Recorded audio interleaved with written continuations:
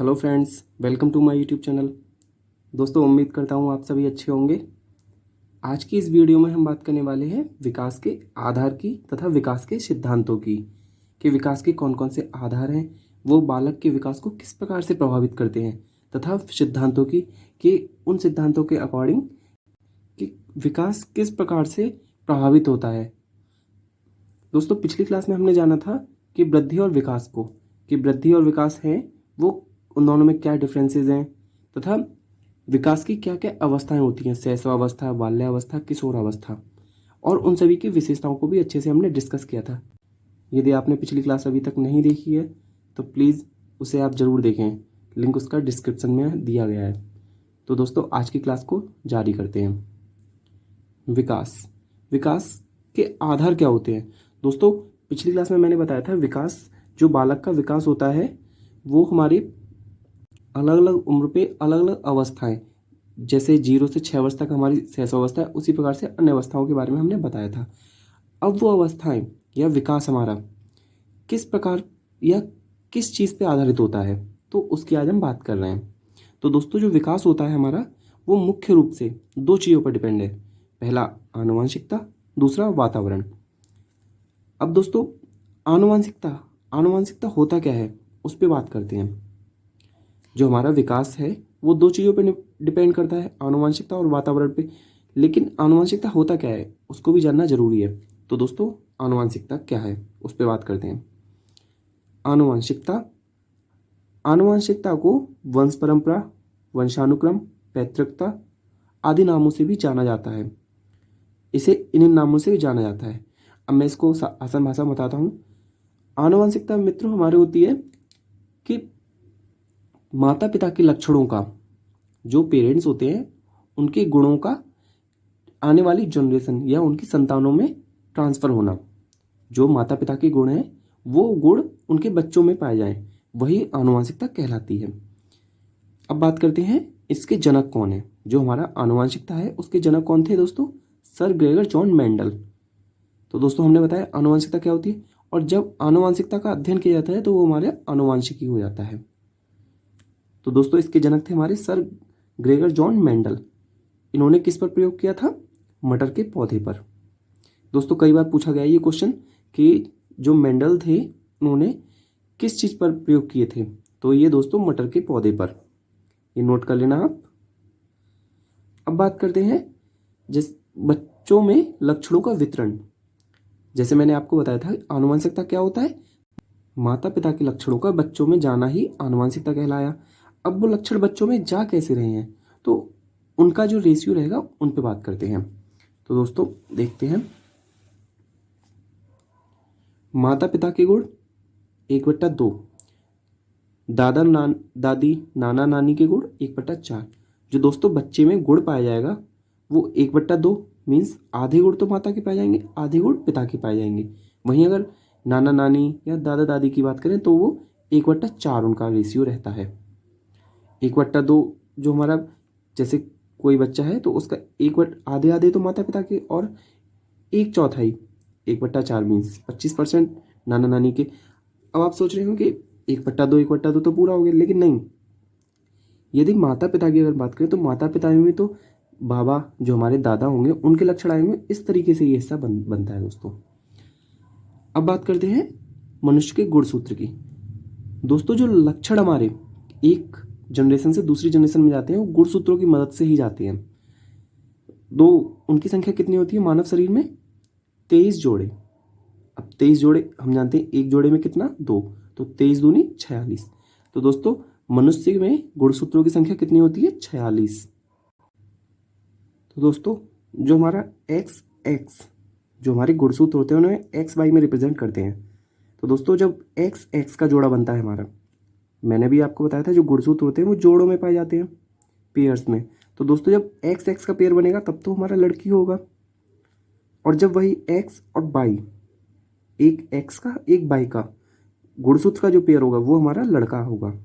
तो दोस्तों, पूछ लिया जाता है कि लड़का होने के लिए गुणसूत्र का जो कॉम्बिनेशन होता है वो क्या होता है, लड़की होने के लिए कॉम्बिनेशन क्या होता है? तो दोस्तों, लड़की का कॉम्बिनेशन XX, लड़के का XY। तो दोस्तों, ये तो रहा हमारा आनुवंशिकता का बात। अब बात करते हैं वातावरण की। वातावरण या पर्यावरण। दोस्तों जैसे आप सीटेट या यूपीटेट कोई भी एग्ज़ाम दे के आए होंगे तो उसमें आपने पर्यावरण पढ़ा होगा। 30 नंबर का जो क्वेश्चन आते हैं, 30 क्वेश्चन 30 मार्क्स के, तो उसमें आपने पर्यावरण पढ़ा होगा। तो दोस्तों वही उसी की हम आज बात कर रहे हैं। तो दोस्तों पर्यावरण हमारा शब्द होता है, उसका यदि हम संधि विच्छेद करें, हिंदी के हिसाब से अगर संधि विच्छेद करें तो वो 2 शब्दों से मिलकर बना है, परिधन आवरण। परि का अर्थ होता है हमारा चारों ओर, आवरण का अर्थ होता है घिराव, जो हमें घिरा हुआ है। तो चारों ओर से जिससे हम घिरे हुए हैं वही पर्यावरण कहलाता है। तो दोस्तों इसकी परिभाषा देखते हैं वुडवर्थ के अनुसार। वातावरण के अंतर्गत वे सभी चीज़ें सम्मिलित होती हैं जो बच्चों को चारों ओर से घेरती हैं और जिनका प्रत्यक्ष प्रभाव बच्चों पर दिखाई देता है। जो वातावरण होता है उसका प्रभाव बच्चों पर डायरेक्ट दिखता है हमें, और जो चीज़ें जैसा कि मैंने अभी आपको संधि विच्छेद करके बताया था परिधन आवरण, तो दोस्तों जो चारों ओर से घिरा हो, मीन्स जो भी हम देख रहे हैं, महसूस कर रहे हैं या जिन चीज़ों का उपयोग कर रहे हैं वो सभी हमारे पर्यावरण का हिस्सा हैं। तो दोस्तों पर्यावरण जो हमें चारों ओर से घिरा होता है वही। अब बात करते हैं दोस्तों, जो हमारी आनुवांशिकता है या वातावरण है वो बालक के विकास को प्रभावित कैसे करते हैं। क्योंकि आधार है ये, तो प्रभावित कर रहे हैं इसीलिए तो आधार है, तो किस प्रकार से प्रभावित करते हैं उन चीज़ों पर भी बात करते हैं। तो दोस्तों सबसे पहले देखते हैं वंशानुक्रम का प्रभाव। जो वंशानुक्रम होता है हमारा या आनुवांशिकता जिसको बोल सकते हैं, लक्षणों का ट्रांसफर होना आने वाली संतानों में, उसका प्रभाव कैसे पड़ रहा है। तो दोस्तों उसका प्रभाव, पहला पॉइंट, शारीरिक विकास पर प्रभाव। दोस्तों जो बालक का शारीरिक विकास होता है उस पर भी इसका प्रभाव पड़ता है। जैसे कि आपने देखा होगा कि पहलवान का बेटा, अगर कोई पहलवान है तो उसका जो आने वाला बेटा होगा या बेटी होगी, कहीं ना कहीं उसका शारीरिक रूप से यदि देखा जाए तो कुछ ना कुछ लक्षण उस जो पहलवान है उसके पॉजिटिव उस पर दिखेंगे इम्पैक्ट। जैसे कि वो शरीर से काफ़ी मजबूत होगा। यही हमारा आनुवंशिकता का प्रभाव है शारीरिक विकास पे अगर देखा जाए तो। दूसरा, मूल शक्तियों पर प्रभाव। जो शक्तियाँ होंगी उसकी शारीरिक शक्ति या मानसिक शक्ति, उस पर भी वंशानुक्रम का प्रभाव पड़ता है। जो उसके पेरेंट्स होंगे उनका कहीं ना कहीं इफेक्ट पड़ेगा। आपने देखा होगा यदि शरीर की या मूल शक्तियों की बात करें तो यदि माता पिता की हाइट काफ़ी लंबी है तो शरीर पे उसका प्रभाव पड़ता है। आने वाली जनरेशन भी की हाइट भी उसी पे डिपेंड करती है। अगला पॉइंट, चरित्र पर प्रभाव। तो दोस्तों जो हमारी वंशानुक्रम है उसका चरित्र पर भी प्रभाव पड़ता है। जो कि मैंने आपको बताया था गुणसूत्र होते हैं, तो माता पिता के लक्षण होते हैं वो 50% ट्रांसफ़र होते हैं। दोस्तों उनके अनुसार चरित्र पर भी प्रभाव पड़ता है। बुद्धि पर प्रभाव। दोस्तों यदि कोई तीक्ष्ण बुद्धि वाला व्यक्ति है तो उसके आने वाली जनरेशन पे भी उसका काफ़ी इफेक्ट पड़ेगा। आपने देखा होगा कि हमारे समाज में ये प्रचलन है कि यदि कोई गर्भवती महिला है तो उसको रामायण, महाभारत आदि चीज़ों का पाठ करना चाहिए, जिससे कि यदि वो जब पाठ कर रही होगी तो उसका जो बुद्धि है या मानसिक रूप से वो सदाचारी होगा, जिसका इम्पैक्ट हमारी आने वाली जनरेशन पे पड़ता है। वही हमारा वंशानुक्रम का प्रभाव होगा बुद्धि पर। अगला, व्यावसायिक कुशलता पर प्रभाव। दोस्तों जो व्यावसायिक कुशलता होगी, मीन्स यदि कोई बिजनेसमैन है तो उसका जो बच्चा होगा कहीं ना कहीं उसकी बुद्धि भी बिजनेस माइंड ही होगी, बिजनेस की तरफ ज़्यादा भागेगी। तो दोस्तों वंशानुक्रम का यही हमारे जो प्रभाव है वो बालक के विकास को प्रभावित करते हैं। अगला, वातावरण का प्रभाव। दोस्तों वातावरण जो होता है वो बालक के विकास को कैसे प्रभावित करता है उसको जानते हैं। शारीरिक विकास पर प्रभाव। दोस्तों जो शारीरिक विकास होता है आनुवंशिकता पर तो डिपेंड होता है, ये वातावरण पे भी डिपेंड होता है। मैं आपको एक चीज़ बताना चाहूँगा, जो भी बालक का विकास होता है ऐसा नहीं कि उसे यदि आनुवंशिकता जो लक्षण हो वो मिल जाए तो उसका विकास सर्वांगीण विकास हो जाएगा, नहीं। यदि वातावरण अच्छा दे दें तो सर्वांगीण विकास हो जाएगा, नहीं। दोस्तों जो कॉम्बिनेशन होता है दोनों का, वंशानुक्रम तथा वातावरण, दोनों को जब प्लस करते हैं तभी सर्वांगीण विकास संभव है, एक चीज़ से पॉसिबल नहीं है। शारीरिक विकास पर प्रभाव। दोस्तों खेल कूद, आपने देखा होगा कि विद्यालयों में या हमारे पेरेंट्स कहते हैं कि खेल कूद यदि करोगे तो विकास काफ़ी अच्छा होगा शारीरिक। तो दोस्तों वही शारीरिक विकास पर प्रभाव एक्सरसाइज करने से या खेल कूद करने से मीन्स जैसे हम वातावरण में रहेंगे वैसा ही हमारा शरीर भी हो जाएगा। दूसरा, बौद्धिक विकास पर प्रभाव। दोस्तों जो वातावरण हमें मिलता है उससे हमारा बौद्धिक जो विकास होता है काफ़ी प्रभावित होता है। इसीलिए बच्चे को विद्यालय में एक ऐसा परिवेश उपलब्ध कराया जाता है जिससे उसका बौद्धिक विकास हो सके, उसे अच्छी अच्छी चीज़ें सिखाई जाती हैं, अपने मित्रों से सीखने को मिलता है कई चीज़ें, तो वो वातावरण से ही उसको मिलता है। अगला, जुड़वा बच्चों पर प्रभाव। दोस्तों जुड़वा बच्चों पर प्रभाव, आप सोच रहे होंगे जुड़वा बच्चों पर वातावरण का कैसा प्रभाव पड़ेगा। तो दोस्तों जब दो बच्चे हैं, कोई ए और बी, दोनों ही जुड़वा हैं, उनके शारीरिक दृष्टि से दोनों ही सेम है, एज भी दोनों का सेम है, तो दोस्तों एक को हम अलग वातावरण में रखते हैं, एक को अलग वातावरण में रखते हैं। तो कुछ समय पश्चात हम देखते हैं कि ए, जैसे कि हमने इसे किसी स्पोर्ट्समैन के साथ रखा तो इसकी जो विकास होगा वो एक खिलाड़ी के तौर पर हो जाएगा, उसकी जो बुद्धि है वो खेल कूद में ज़्यादा रहेगी। वहीं अगर हम दूसरे वाले को एक प्रोफेसर के अंडर रखते हैं तो देखते हैं कि वह पढ़ाई लिखाई में ज़्यादा तेज हो जाता है। तो दोस्तों यही होता है जुड़वा बच्चों पर प्रभाव कि शारीरिक दृष्टि से तो एक है लेकिन वातावरण अलग अलग मिलने के कारण उनकी बौद्धिक क्षमता, शारीरिक क्षमताएं अलग अलग हो गई हैं। तो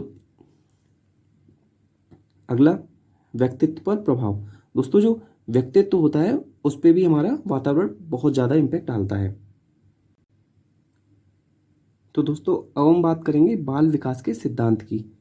जो भी हमारे मनोवैज्ञानिक हुए उन्होंने बाल विकास के अध्ययन के बाद कौन कौन से सिद्धांत दिए। तो दोस्तों अभी तक तो हमने जाना कि बाल विकास के आधार क्या होते हैं, आनुवंशिकता को जाना और वातावरण को जाना, तथा वो हमारे जो बाल विकास होता है उसे किस प्रकार से प्रभावित करते हैं।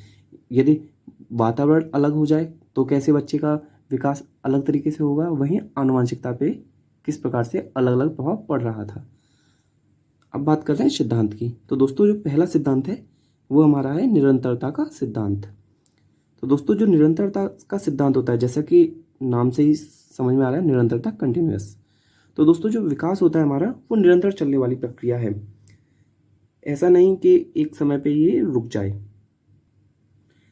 जो विकास होता है वो हमारे माँ के गर्भ काल से ही, जब बालक गर्भ में होता है तभी से उसका विकास प्रारंभ होता है और धीरे धीरे धीरे धीरे मृत्यु पर्यंत तक। ऐसा नहीं कि एक एज लिमिट हो कि यहाँ तक उसका विकास होना है, ऐसा नहीं। वो जब तक मृत्यु को प्राप्त नहीं होगा तब तक उसका विकास होता रहेगा। तो दोस्तों वही होता है निरंतरता का सिद्धांत, जिसकी कोई एज लिमिट ना हो, वो कंटिन्यू चलता रहे, कल चलता रहे, निरंतरता का सिद्धांत हो जाता है। अगला, एकीकरण का सिद्धांत। जो दोस्तों विकास की प्रक्रिया होती है वो एकीकरण के सिद्धांत का पालन करती है। इसके अनुसार बालक पहले संपूर्ण अंकों और फिर अंक के भागों को चलाना सीखता है। सबसे पहले तो बालक संपूर्ण अंकों, जैसे कि हाथ को चला रहा है तो वो पूरा हाथ चलाएगा, उसके बाद उसके अंगों को, फिर जब अंगों को भी चलाना सीख जाएगा उसके बाद वो अंगों और उस जो अंग के पार्ट होंगे उन सबको एक साथ चलाना सीख जाएगा। दोस्तों थोड़ा सा कॉम्प्लिकेटेड लग रहा होगा लेकिन मैं आसान भाषा में समझाता हूँ कि सबसे पहले तो एक जो अंग है उसको चलाना सीखता है, उसके बाद उसको पार्ट्स को, फिर जब पूरी प्रक्रिया सीख जाता है उसके बाद वो कंबाइंड रूप से सब चलाने लगता है। उदाहरण के तौर पे मैं आपको बताता हूँ, जैसे कोई बच्चा है तो सबसे पहले वो हाथ को मूव करना सीखता है। अभी वो कोई चीज़ पकड़ नहीं पा रहा है उंगलियों की मदद से, सबसे पहले वो हाथ को मूव करेगा, फिर जब हाथ पे उसका कंट्रोल आ जाएगा उसके बाद वो उंगलियों को चलाना शुरू करेगा। फिर जब उंगलियों पे वो कंट्रोल पा लेगा उसके बाद उंगलियों और हाथ पूरे का कॉम्बिनेशन बना के वो पकड़ बनाना सीख जाएगा। तो वही हमारा एकीकरण कहलाता है, अलग अलग अंगों की सहायता से उन्हें एक जगह इकट्ठा करके प्रयोग करना। तो दोस्तों एकीकरण का वही सिद्धांत होता है। इसी प्रकार से बालक अपने शारीरिक विकास करता है। अगला, विकास सीधा ना होकर वर्तुलाकार होता है। जो विकास होता है वो हमारा सीधा ना होकर वर्तुलाकार। दोस्तों जो वर्तुलाकार वर्ड है, वैसे तो मैं आपको सादा भाषा में बता सकता था, लेकिन पेपर में यही वर्ड लिखा था इसलिए मैंने आपको यही वर्ड बताया, वर्तुलाकार। अब दोस्तों ये वर्तुलाकार होता क्या है? तो वर्तुलाकार होता है कोई रैखिक जो हमारा सीधी लाइन में ना चलते हुए रिपीट होते हुए, जैसे आगे गया फिर थोड़ा पीछे आया फिर आगे बढ़ा फिर पीछे आया फिर आगे बढ़ा, तो ये हमारा क्रिया जो होती है वर्तुलाकार कहलाती है। अब दोस्तों इस पॉइंट पे आते हैं, विकास सीधा ना होकर वर्तुलाकार होता है। तो दोस्तों जब विकास की जो क्रिया होती है वो एक लाइन में सीधी नहीं चलती रहती, कुछ चलती है फिर वापस आता है फिर आगे बढ़ता है। मीन्स बालक सबसे पहले चलता रैखिक ना चल के अपने अनुभव को लेते हुए चलता है। तो दोस्तों कुछ वो सीख जाता है फिर वो थोड़ा सा और उसको एक बार रिपीट करता है। मीन्स वर्तुलाकार एक रैखिक गति ना करते हुए आगे चल के फिर पीछे मुड़ना और फिर आगे चलना। तो जो पिछली कार्य है उसको अनुभव लेते हुए, मीन्स उसको स्थायी रूप से अपने अंदर जो विकास होता है वो एक स्थायी प्रक्रिया है, उसका पालन करते हुए ये चलता है। दोस्तों सीधा ना चल के वर्तुलाकार चलता है। या वर्तुलाकार शब्द पे ध्यान दीजिएगा, पेपर में यही लिखा आता है इसलिए। अगला पॉइंट, वंशानुक्रम तथा वातावरण की अंतःक्रिया का सिद्धांत। दोस्तों मैंने अभी पढ़ाया था आपको कि जो हमारा विकास होता है वो सिर्फ ऐसा नहीं कि वातावरण पे डिपेंड है या सिर्फ वंशानुक्रम पे डिपेंड है, ऐसा नहीं, दोनों के कॉम्बिनेशन अंतःक्रिया का सिद्धांत है। सिर्फ आपको अच्छा वंश या मिल जाए तो आप सर्वांगीण विकास नहीं कर सकते, या वातावरण से, दोनों के कॉम्बिनेशन से ही विकास संभव है। अगला पॉइंट है सामान्य से विशिष्ट का सिद्धांत। तो दोस्तों जो विकास होता है वो सामान्य से विशिष्ट की ओर चलता है। सामान्य मीन्स सामान्य जो क्रियाएं होती हैं, जैसे कोई अगर बच्चा है तो वो डायरेक्ट विशिष्ट मीन्स स्पेशल चीज़ें नहीं बोलने लगता है, सबसे पहले वो सामान्य चीज़ें जैसे मम्मी पापा ऐसे करके बोलना सीखता है। जब उसकी जो बोलने की क्षमताएं होती हैं उनका विकास होता है, शारीरिक विकास होता है, मानसिक विकास मीन्स वृद्धि और विकास होने लगता है, तब वह विशिष्ट की ओर बढ़ता है, फिर आगे की चीज़ें बोलना सीखता है। ऐसा नहीं कोई डायरेक्ट विशिष्ट हो जाता है, नहीं, सामान्य से विशिष्ट की ओर जो विकास की दर होती है वो एक निश्चित दिशा में होती है, तो वही उसका नियम है, सामान्य से विशिष्ट का सिद्धांत। अगला पॉइंट, व्यक्तिगत विभिन्नताओं का सिद्धांत। दोस्तों व्यक्तिगत विभिन्नता, जैसा कि आप व्यक्तिगत मीन्स पर्सनल, विभिन्नता विभिन्न चीज़ों का। तो दोस्तों जो व्यक्तिगत विभिन्नता का सिद्धांत कहता है उसके अनुसार विकास जो होता है वो सबका अलग अलग रेट से होता है, सबकी जो दर होती है वो अलग अलग होती है। ऐसा नहीं कि यदि 5 साल पे कोई नियम लगा दिया जाए कि 5 साल पे इस बच्चे की हाइट वेट करेक्ट इतना होगा या जो उसकी मानसिक क्षमताएं होंगी वो इतनी ही होंगी, ये सबकी अपनी अपनी व्यक्तिगत होती हैं। किसी का विकास, जो किसी का आईक्यू होता है वो बहुत तेज होने लगता है, किसी का कम होता है, तो सबकी क्षमताएं अलग अलग होती हैं, वो हमारा डिपेंड करता है वातावरण और वंशानुक्रम। तो दोस्तों हमने जाना बाल विकास के सिद्धांत, जो बाल विकास के नियम होते हैं वो क्या क्या कहते हैं। अब बात करते हैं कुछ महत्वपूर्ण सिद्धांतों की जो पेपरों में अक्सर पूछ लिए जाते हैं वन लाइनर में कि ये सिद्धांत किसने दिया। जो ये सिद्धांत है वो आपसे सीधा सीधा पूछ लिया जाएगा वन लाइनर में, ऐसा नहीं कि आपको इन चीज़ों पे थ्योरी लिखा जाए। आप सभी जानते हैं चाहे सुपर टेट का एग्ज़ाम हो, सी टेट का एग्ज़ाम हो या यूपी टेट, कोई भी शिक्षा से रिलेटेड कोई भी एग्ज़ाम हो, सभी एमसीक्यू आते हैं, ऐसा नहीं कि आपको थ्योरी लिखा जाएगा। तो दोस्तों ये आपसे डायरेक्ट पूछ लिया जाता है कि ये सिद्धांत किसने दिया। तो दोस्तों ये आपको याद कर लेने, पहला पुनर्वलन का सिद्धांत। जो दोस्तों पुनर्वलन का सिद्धांत होता है वो किसने दिया था? जॉन डोलार्ड ने और नील मिलर ने। जो नील मिलर और डोलार्ड थे उन्होंने किसका सिद्धांत दिया था? पुनर्वलन का। अगला सिद्धांत सामाजिक अधिगम का सिद्धांत। जो दोस्तों सामाजिक अधिगम, अधिगम हमारा होता है सीखना, लर्निंग, जो लर्निंग प्रोसेस होती है उसे अगर सीडीपी की भाषा में देखें तो अधिगम नाम दिया गया है। तो दोस्तों सामाजिक अधिगम सिद्धांत किसने दिया था? वंडूरा तथा वाल्टर्स ने, वंडूरा तथा वाल्टर्स ने। अगला पारिस्थितिकी परख, जो पारिस्थितिकी परख का सिद्धांत दिया था वो किसने दिया था? यूरी ब्रोन फेन ब्रेनर ने, यूरी ब्रोन फेन ब्रेनर। इसको आप एक बार में नहीं तो आप टुकड़ों में इसको याद करिए, ब्रोन फेन ब्रेनर। तो दोस्तों ये जो भी आपको सिद्धांत बताए गए हैं उन्हें आप अच्छे से याद कर लीजिएगा।